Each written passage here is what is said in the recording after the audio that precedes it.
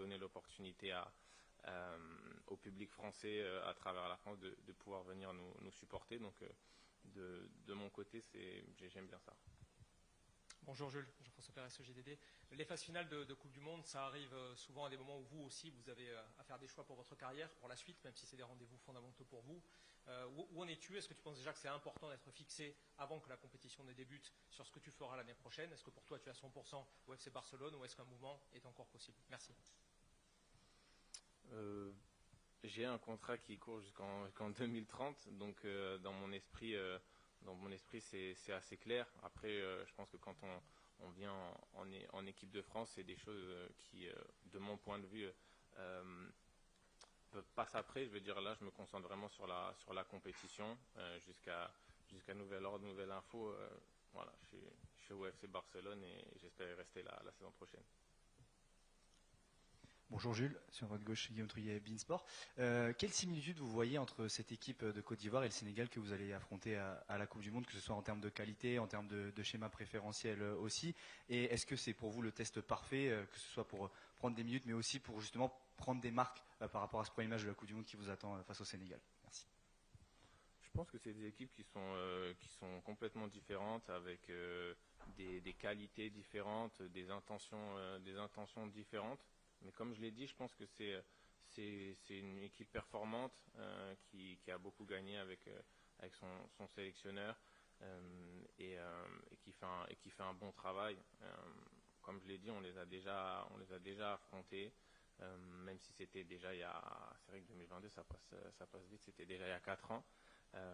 L'équipe a un peu changé, mais il y a quand même aussi des joueurs qui étaient déjà présents. Donc c'est une équipe relevée, ça ne sera pas facile. Donc à partir de là, je pense que c'est un bon adversaire pour se préparer pour une Coupe du Monde. Bonjour Jules, Damien Degor, l'équipe. Il y a une petite incertitude autour de la condition physique, de la situation physique de William Saliba, qui est quelqu'un qui joue à côté de toi. Est-ce que ça change pour un latéral droit de jouer avec un axe droit comme Saliba, ou est-ce que c'est la même chose de jouer avec Upamecano si c'est lui, ou avec Maxence Lacroix? Est-ce qu'il y a des automatismes à prendre et il y a des repères différents à prendre? Oui, il y a des repères différents, c'est des joueurs différents, des profils différents. Avec William, on a pas mal joué ensemble, mais j'ai aussi beaucoup joué avec Dayo. C'est vrai qu'avec Maxence un peu moins, puisque ça fait pas longtemps qu'il est arrivé, mais il s'intègre bien. Je pense que c'est une question de communication avant tout. Après, on sait qu'au cours d'une compétition, il peut se passer plein de choses. Donc c'est aussi à nous, joueurs, de s'adapter. Je pense pas que ça sera un problème, peu importe avec qui je serai amené à jouer. Bonjour, Nicolas le gardien de Sud-Ouest. Si je ne me trompe pas, tu es le 5e plus capé du groupe désormais. Est-ce que ça te donne plus de responsabilités et est-ce que tu abordes un peu différemment que les précédentes compétitions? Je ne le savais pas, merci. Pas vraiment. Mon rôle ne change pas. Je pense que je vais continuer à rester le même. C'est déjà quelque chose que je faisais naturellement, que ça soit sur le terrain, communiquer. Je pense que c'est important. Après, dans le vestiaire aussi, je suis quelqu'un qui, quand il a des choses à dire, n'hésite pas à les dire. Comme plein d'autres joueurs dans le vestiaire, je pense qu'on a aussi un vestiaire assez homogène en termes d'âge. Où tout le monde a la possibilité de s'exprimer et je trouve que c'est une bonne chose de pouvoir avoir plein de leaders de manière différente. Donc évidemment, c'est vrai que c'est ma 4e compétition avec l'équipe de France. Les matchs s'enchaînent, les sélections s'enchaînent et je suis content de pouvoir jouer une 2e Coupe du Monde et je vais essayer d'apporter le maximum. Bonjour Jules, Dominique Sérac, le Parisien. Quel est votre top 3 des favoris du mondial? Ça, je vous le laisse. Ça, c'est des choses que vous aimez bien faire. Nous, c'est pas vraiment des choses auxquelles on fait attention. Après, si bien évidemment on sait qu'on est une équipe avec de la qualité et qu'il y a beaucoup de gens qui nous voient comme un des favoris. Après, c'est comme je l'ai dit, on est conscient de l'équipe qu'on a et on a aussi beaucoup d'ambition, mais il faut faut aborder les choses, chaque nouvelle compétition avec beaucoup d'humilité, parce que on sait à quel point c'est difficile d'aller loin dans des compétitions. Et même si on a encore une fois une très bonne équipe, il y a aussi plein de bonnes équipes en face.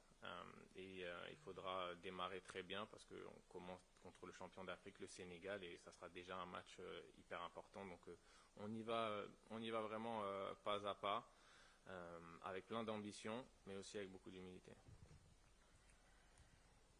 Bonjour Jules, je suis de Norvège. La Norvège vient de gagner largement contre la Suède sans ses meilleurs joueurs comme Haaland et Ødegaard. Est-ce que ça vous fait réfléchir un peu avant d'affronter la Norvège à la Coupe du Monde? Non, pas spécialement. On sait déjà la qualité de cette équipe de Norvège, qui a fait un sans faute durant les qualifications et continue à bien performer. Donc c'est un adversaire qui, on le sait, va être difficile à jouer. Donc c'est un adversaire qu'on respecte beaucoup. Donc on va préparer le match de la meilleure des manières, même si on a encore le temps de voir venir.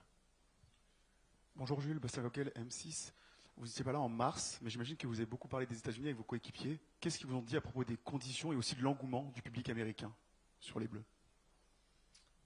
Qu'est-ce qu'ils m'ont dit? J'avoue, j'en ai pas beaucoup discuté, mais je sais que la fédération fait toujours en sorte qu'on soit mis dans les meilleures conditions.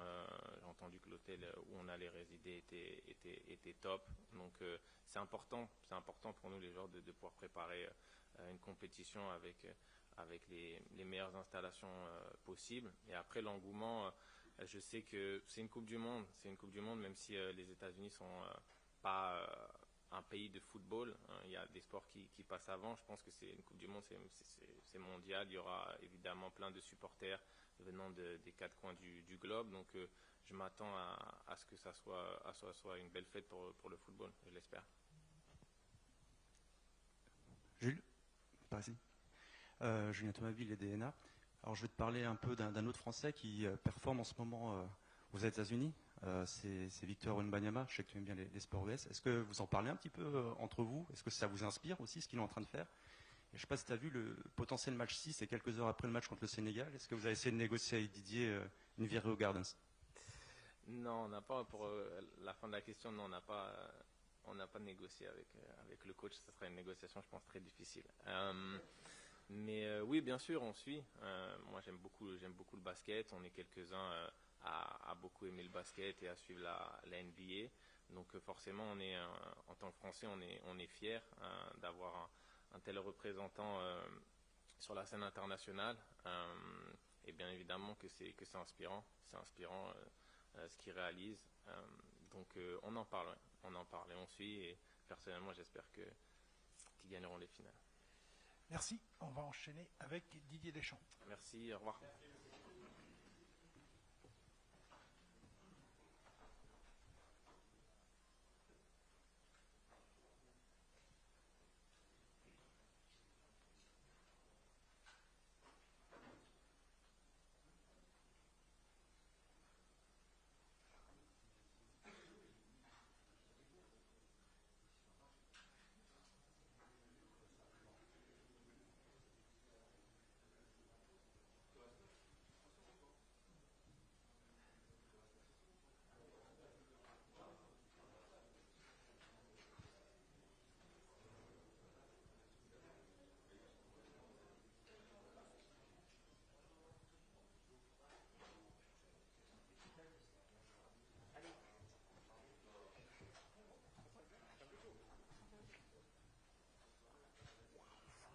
Faire là, je vous vois pas. Bonjour Didier, Bonjour. Julien Fourmont pour Radio France. Je ne vais pas vous parler de dernière fois, mais de nouvelle fois du côté du stade Une fois de la de plus. Beaujoire. Qu'est-ce que ça vous fait justement de disputer un des deux matchs de préparation de la Coupe du Monde ici où vous avez été formé notamment? Merci. Ça me fait très plaisir, bien évidemment, sur un plan personnel, même si on a déjà joué avec la sélection à Nantes. Donc c'est pas moi qui décide, mais c'est très bien que ce match-là se passe à Nantes et encore plus sur un plan personnel. Bonjour Didier, Bonjour. Talen Damessi, la nouvelle chaîne ivoirienne. Alors 4 ans se sont écoulés depuis la dernière rencontre avec les éléphants de Côte d'Ivoire. Entre-temps, la Côte d'Ivoire est devenue championne d'Afrique. Quel regard portez-vous aujourd'hui sur cette sélection, dirigée aujourd'hui par un ancien Nantais comme vous? Est-ce que vous voyez la Côte d'Ivoire comme un outsider de cette prochaine Coupe du Monde? La Côte d'Ivoire fait partie des très bonnes nations déjà africaines et mondiales, parce qu'il y a des joueurs de qualité, avec des jeunes qui sont arrivés, mais des joueurs expérimentés aussi qui sont là. Donc après, qu'ils soient outsiders ou pas, ils vont, comme toutes les équipes, il y a un potentiel pour faire de très bonnes choses. C'est tout le mal que je leur souhaite. Et avec Emers, avec qui j'ai eu l'occasion d'échanger pas mal de fois, donc voilà, on n'a pas les mêmes parcours, les mêmes adversaires au départ, mais oui, la Côte d'Ivoire est toujours une des meilleures nations, parce qu'il y a des joueurs qui sont évidemment dans les grands clubs européens, et donc de très bons joueurs. Bonjour Didier, Philippe Sansfourche pour RTL. Vous n'avez plus joué sur le sol français depuis la qualification, depuis le mois de novembre, et vous allez ensuite partir pour un... Il n'y a eu que 2 matchs. Hein. Oui, bien sûr. Un long voyage. Ça fait 6 mois, mais... Mais justement, dans quelle mesure est-ce que c'est important, cette connexion sur 2 matchs, ici à Nantes, ensuite à Lille, avec le public français, pour se gorger d'une sorte d'énergie, sentir un petit peu le public français derrière vous? Oui, c'est un objectif aussi. Même si c'était très important pour nous d'aller au mois de mars, une forme de répétition aux États-Unis. Là, malheureusement, de par le fait que ça soit les États-Unis, que ça soit loin, que ça coûte très cher, évidemment, même si tout le monde n'a pas accès au stade de la Coupe du Monde, de pouvoir, comme on l'a fait, même si c'est en province, ou que ça soit à Paris, au Stade de France ou au Parc des Princes, c'est toujours bien d'avoir ce contact-là avec nos supportrices et nos supporters, et d'avoir cet engouement populaire derrière l'équipe de France. J'ai toujours considéré ça comme très important pour les joueurs. Donc ça sera Nantes et ça sera Lille. Et puis après, pour beaucoup, ça sera devant la télé, mais c'est bien d'avoir ce passage-là. Bonjour Didier, Damien Degore, l'équipe. Oui. Est-ce que déjà tu peux nous dire où en est William Saliba physiquement? Et ensuite, est-ce que l'incertitude qu'il y a autour de sa situation physique peut être demain l'occasion de faire jouer Maxence Lacroix et de voir un peu où il en est lui au très haut niveau? Vous allez loin. Donc je ne sais pas vos inquiétudes. William va bien, il va être géré. S'il avait fallu jouer demain, je l'aurais fait jouer. Et il était prêt à jouer, mais il ne jouera pas demain. Voilà, donc ça fait de la gestion comme d'autres. Ne me demandez pas tous. Après, chacun aura son petit poulain pour différentes raisons qu'il préfère plutôt que notre. Le match de demain, de par ce qu'on a fait, évidemment les 6 de la Champions League qui sont arrivés tardivement, je serai amené à gérer, à répartir le temps de jeu aussi, même si ça va peut-être à l'encontre de l'expression collective, mais c'est le moment de le faire, puisqu'on en a un autre après, 4 jours après. Donc les 26 sont en de bonnes conditions. Après, sur d'autres, il y a toujours des sujets un peu à gérer, comme on le fait à chaque fois. Donc ceux qui étaient là depuis le départ, avec des séances axées sur le plan athlétique, c'est très bien ce qu'ils ont fait, et avec l'état d'esprit aussi collectif qui était très bon. C'est une étape, match amical, enfin de préparation, je ne veux pas dire match amical parce que c'est de préparation, qui vient là, et je vous apprends rien avec l'autre dans 4 jours. Didier, bonjour. Louis Vix, Infosport Plus Canal. Est-ce qu'on peut s'attendre à avoir des joueurs du PSG être alignés demain soir? Et pour revenir sur Nantes, on est dans un endroit où le public n'a pas eu beaucoup le droit au bonheur ces derniers mois. Et pour les plus jeunes, est-ce que vous pouvez développer un tout petit peu votre lien avec le club, avec la ville, et les souvenirs, un des souvenirs que vous gardez gravés de votre période ici, s'il vous plaît? Merci.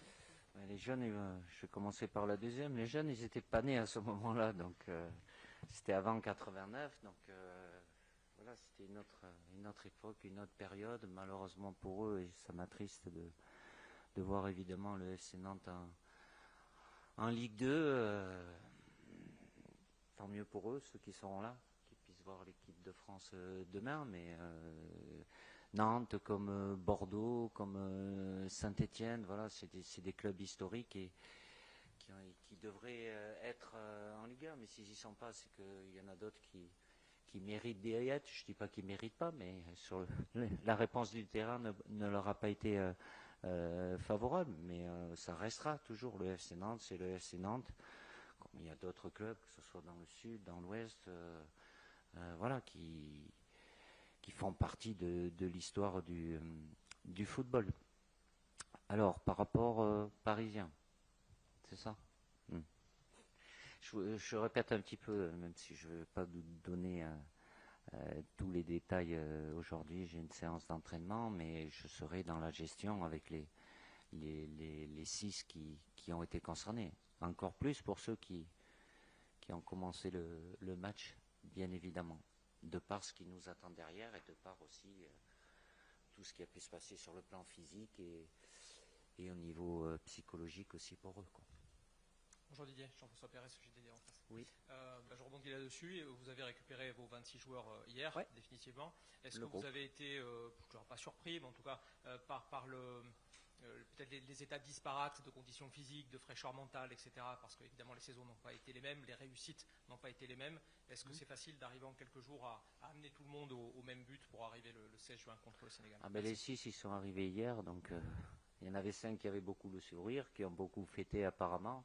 Évidemment pour William qui était en France, c'est plus difficile. Après les autres, oui, il y a eu des fins de saison différentes. Mais comme je leur ai dit, les 6 derniers arrivés, stop, c'est fini. Le club, ils le retrouveront pour la saison prochaine. Certains changeront peut-être de club aussi. Là, c'est un objectif commun, différent, et tout le groupe doit être fixé là-dessus, sans avoir... on connaît notre calendrier. Voilà, notre premier rendez-vous, c'est le 16, et il y a des étapes à franchir, donc l'environnement qu'ils peuvent avoir en club, c'est pas le même, ils n'ont pas les mêmes joueurs aussi. Comme souvent, quand ça va moins bien sur un plan individuel dans le club, en général, c'est plutôt bien qu'ils viennent à la sélection. Après, quand ça marche bien, il faut aussi faire redescendre un peu la température pour de nouveau être dans l'exigence. Donc, c'est pour ça qu'il y a de la gestion sur le plan physique, mais aussi mental, psychologique. Voilà, on adapte comme on l'a toujours fait par rapport à la situation des uns et des autres. Et même dans ceux qui sont arrivés vendredi, il y en a qui avaient fini les premiers il y avait 15 jours. Donc même s'ils ont eu un programme entre-temps, voilà, on n'a pas fait un travail individuel, mais en tenant compte aussi de ça, des fins de saison qui étaient différentes pour les uns et les autres. Donc on a peu de temps, beaucoup moins, mais bon, c'est valable un peu pour tout le monde de nos jours. Bonjour, je suis de la Télé 2 Norvège. Quel type de match attendez-vous contre la Norvège à la Coupe du Monde, et est-ce que vous croyez que la Norvège peut réussir à se qualifier pour les 16e de finale? Merci. C'est gentil, mais vous savez, avant de penser à la Norvège, j'en ai 2 avant. Hein, j'ai Sénégal et Irak, mais j'ai regardé le match, une partie de leur match amical face à la Suède, je crois, c'est ça. Non, ils ont fait une phase de qualification magnifique. Voilà, il y a de très très bons joueurs, donc ils font partie des très bonnes équipes européennes, et évidemment de l'avoir dans notre groupe, je pense que pour eux aussi, ils auraient préféré un autre adversaire, mais ils ont la capacité de faire de très très belles choses, parce qu'il y a tout ce qu'il faut au haut niveau, avec une capacité, une efficacité qui est très élevée, et ils marquent beaucoup de buts. Donc, mais ça sera le 3e on a 2 matchs importants aussi. Bonjour Didier, Léo Hussman de l'agence France Presse. Oui. La revue d'effectifs à laquelle vous allez procéder durant ces 2 matchs, est-ce qu'elle concerne aussi Robin J'ai Risser? pas dit ça. Vous n'aviez pas dit que Non, les 26 allaient jouer? Je fais en sorte de répartir le temps de jeu demain. Ne me parlez pas de Lille. Après, voilà. Même si quand il y en a 23, il y en a déjà qui peuvent pas jouer ou peu jouer. Avec 26, la proportion, je pense pas qu'elle soit moindre, mais au moins les joueurs sont là, ils savent qu'ils sont là, et il y en a qui auraient mérité d'être là et ils y sont pas. Donc après, évidemment, de concerner le maximum de joueurs quand c'est possible, oui. Demain, je verrai en sorte, et puis après, vous me reposerez la question pour le 8 aussi, quoi. Donc, même s'il y a toujours la possibilité sur ces matchs de préparation d'avoir plus de changements aussi que pour les matchs de la compétition. Aujourd'hui, Dominique Séverac, le Parisien. Ah. Est-ce que vous avez en tête votre équipe de France-Sénégal et est-ce qu'il y a la possibilité de la voir sur un des 2 matchs de préparation? Évidemment que j'ai dans ma tête, oui, mais on ne sait jamais. Il y aura 2 matchs, donc il peut se passer des choses aussi, même si sur l'ensemble du groupe, ils veulent tous être titulaires, mais de par ce qu'ils font, ce qu'ils réalisent vers le club ou ce qu'ils ont pu réaliser avec nous, je ne vais pas dire qu'il y a toujours 11 titulaires et puis les autres c'est des remplaçants, il peut en avoir 13, 14, là ça peut s'élargir un peu plus, donc on sera vigilant aussi à la frustration que ça peut créer. De fait de la spécificité aussi aux États-Unis, l'écart entre chaque match, bon, entre le premier et le deuxième, il y a 6 jours, le troisième, il y a 4 jours, mais on aura d'autres enseignements sur ces 2 matchs-là aussi. Après, ça se joue toujours, ça peut, voilà, grosso modo, vous aussi, vous devez avoir une petite idée quand même. Vous aurez la moyenne tous, je pense, quoi, sur 11. Hein. Après, sur 2 ou 3, 1, 2, 3, bon, vous n'avez peut-être pas tous les éléments, mais voilà, il y en a un qui commencera et un autre qui peut rentrer.